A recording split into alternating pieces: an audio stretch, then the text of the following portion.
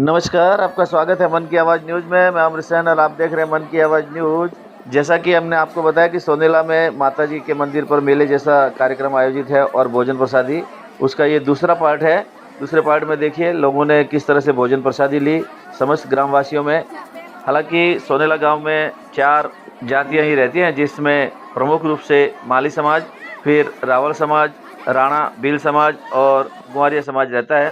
सभी ने मिलकर माता जी के दर्शन किए और भोजन प्रसादी ग्रहण करते हुए मेले का लुत्फ उठाया। महिलाओं ने मनमोहक भजनों पर नृत्य करते हुए माता जी के मेले का लुत्फ उठाया। आइए दिखाते हैं पूरी रिपोर्ट। बने रहिए हमारे साथ में। ऐसी सामाजिक सरोकार और जनता के हित की खबरों के लिए हमारे चैनल को सब्सक्राइब करें, लाइक करें, शेयर करें और कमेंट बॉक्स में कमेंट करना ना भूलें कि हमारी वीडियो कैसे लगते हैं। बहुत बहुत धन्यवाद।